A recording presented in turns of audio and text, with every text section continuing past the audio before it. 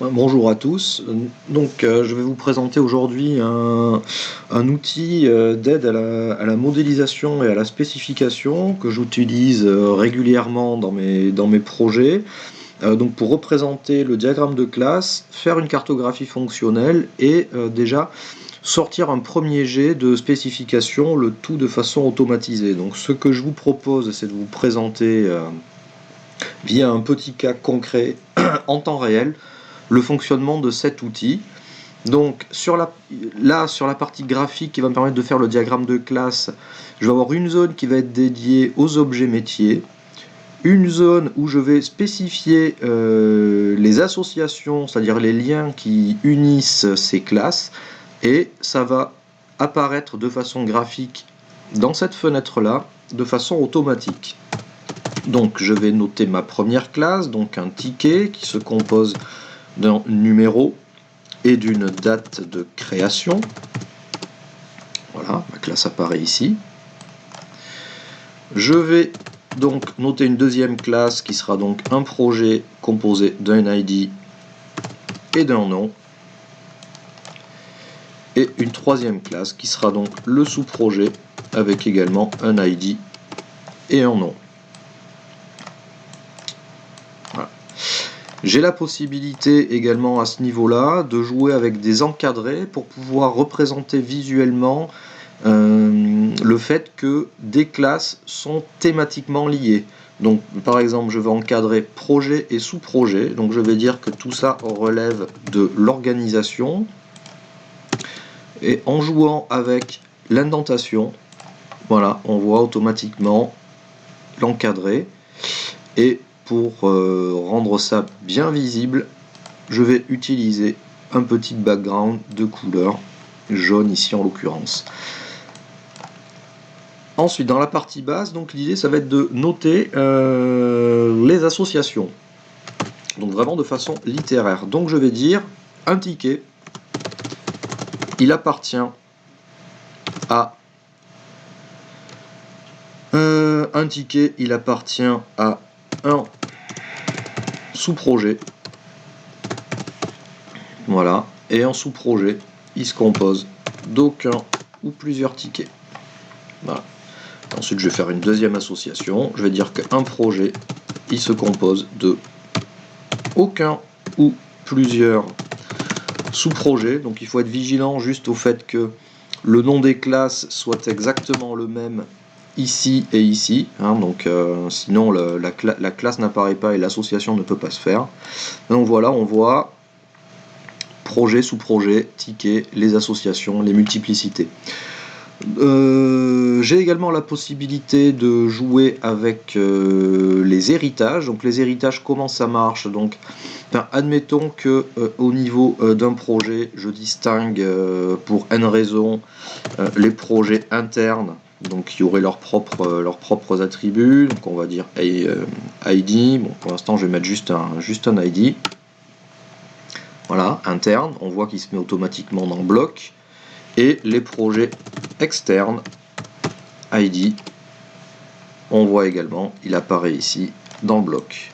Donc maintenant, comment est-ce que je vais faire mes héritages? Donc j'ai un petit tutoriel ici, objet D vers objet A.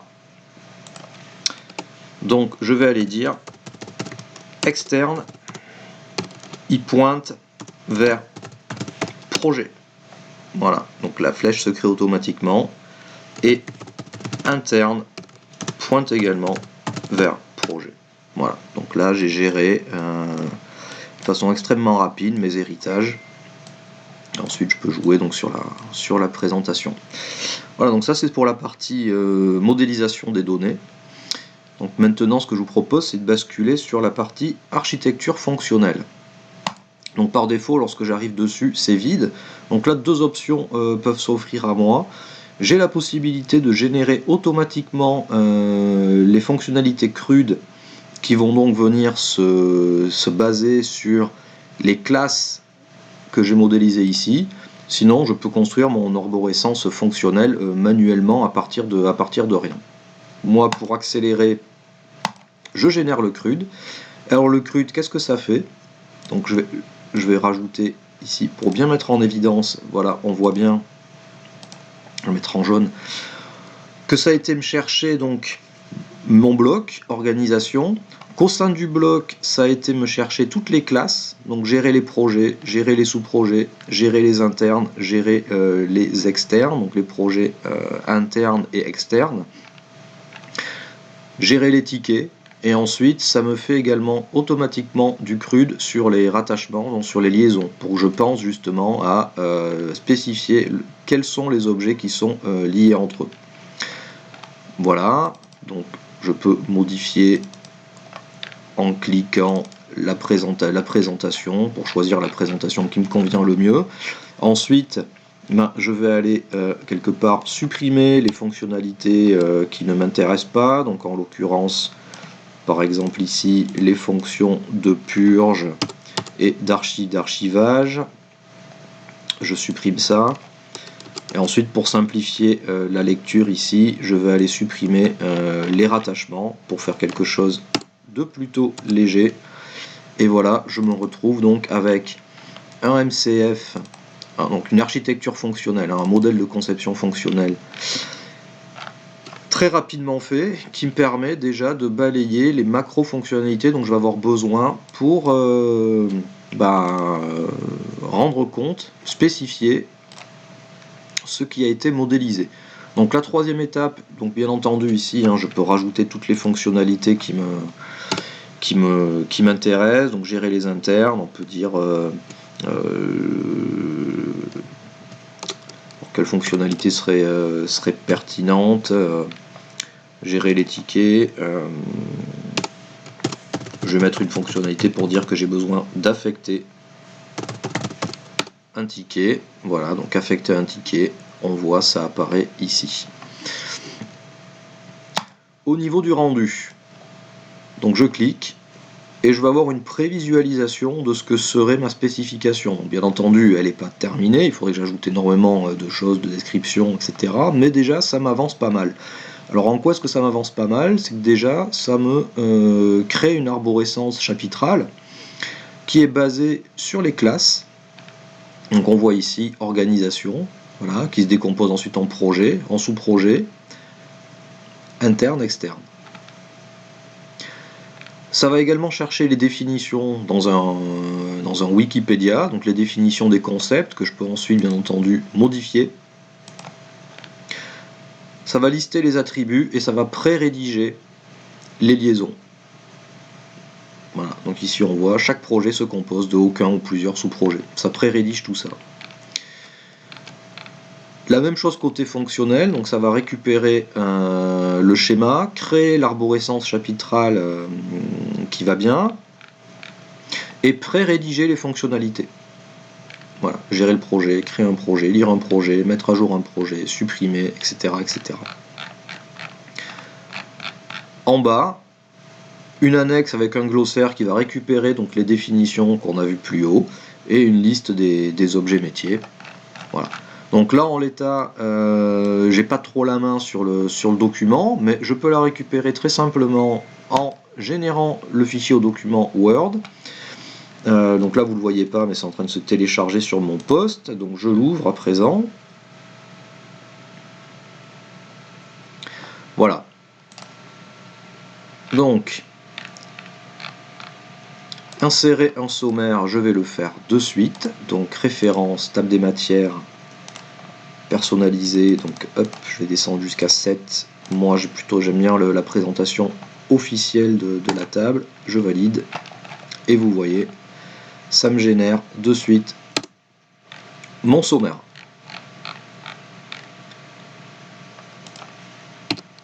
Voilà, donc le modèle, insertion, saut de page, voilà, modèle de données. Voilà, donc ensuite j'ai la main sur le document, donc c'est du Word, donc je vais pouvoir remodeler tout ça, modifier les définitions, ajouter des compléments d'informations sur les attributs, corriger le cas échéant les descriptions, etc. Donc j'ai la main intégralement sur le document. Donc on voit là ça a récupéré, donc les fonctionnalités avec les schémas, les schémas découpés et donc les pré-rédactions d'exigences, gérer l'organisation, gérer les projets, créer un projet, lire un projet, mettre à jour un projet. Donc ça me donne une base dans laquelle moi ensuite je vais pouvoir insérer toutes les fonctionnalités propres à l'organisme pour lequel je travaille, donc les règles métiers, toutes les règles de gestion, les exigences qui ne sont pas encore intégrées à mon MCF, et bien entendu compléter avec tous les schémas qui seront pertinents, diagramme d'état, diagramme d'activité, capture d'écran, etc. Voilà, donc je parcours rapidement, on voit, gérer les tickets.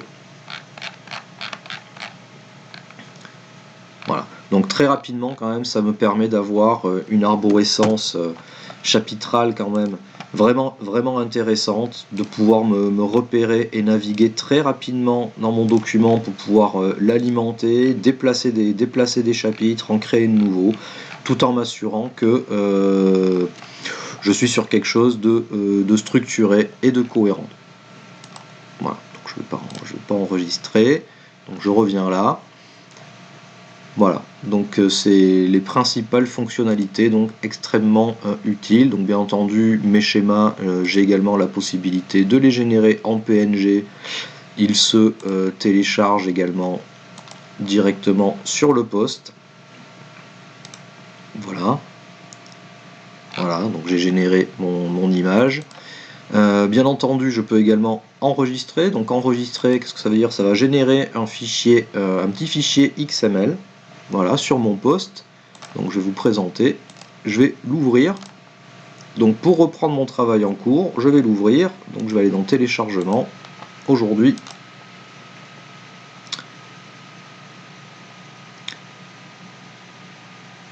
Donc ça charge, voilà. Je retrouve bien mes objets métiers, je retrouve bien mes fonctionnalités et je retrouve bien la spécification. Voilà, je vous laisse là-dessus. Merci.